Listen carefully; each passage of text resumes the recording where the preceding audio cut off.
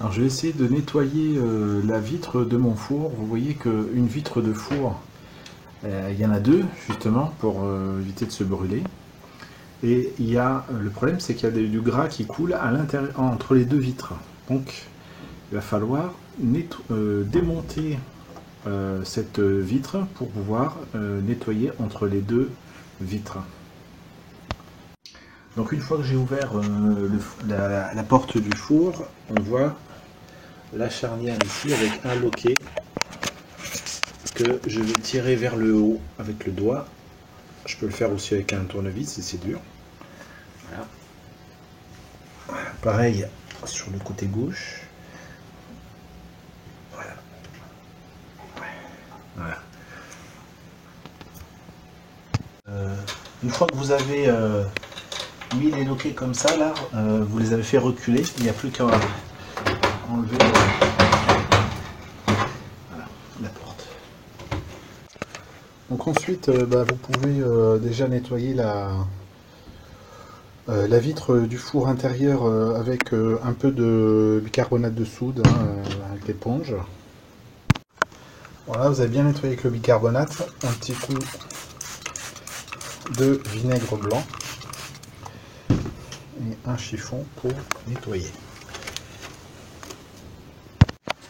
Alors pour enlever la vitre, ensuite séparer les deux vitres. Alors vous avez des vis ici, mais moi je les ai pas touchées. Alors il faut simplement exercer une pression comme ça là, vers le haut. Donc voilà. Au-dessus là, il va falloir tirer. Et puis c'est bon, vous avez enlevé votre vitre. Vous voyez la méchante tache là qui s'était glissée entre les deux vitres, impossible à nettoyer à moins de démonter la porte du four. Ok, donc je vais assembler maintenant les deux vitres. Donc vous voyez cette partie là et cette partie là, je sais pas si on voit bien. Ça va aller se mettre ici et là. Tandis que le haut de cette vitre là, elle va tout simplement aller se glisser là-dessous, là sous l'oreille.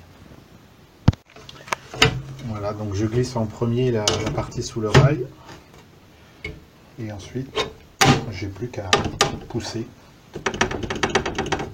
et voilà, ça tient. Donc déjà les deux vitres sont remises. Donc les charnières qui tiennent la porte du four, elles viennent se glisser ici et là. Là on voit une charnière. Donc on va devoir la pousser avec le tournevis. On ne fait rien avec les doigts parce que ça peut revenir sur vos doigts, ça peut vous faire mal. Donc on va pousser comme ça pour remettre les charnières vers le fond. Et ensuite, pour les tenir en place, on va tout simplement, vous voyez comme ça revient dans les doigts là. Donc je vais d'abord pousser la charnière vers l'arrière avec ce tournevis.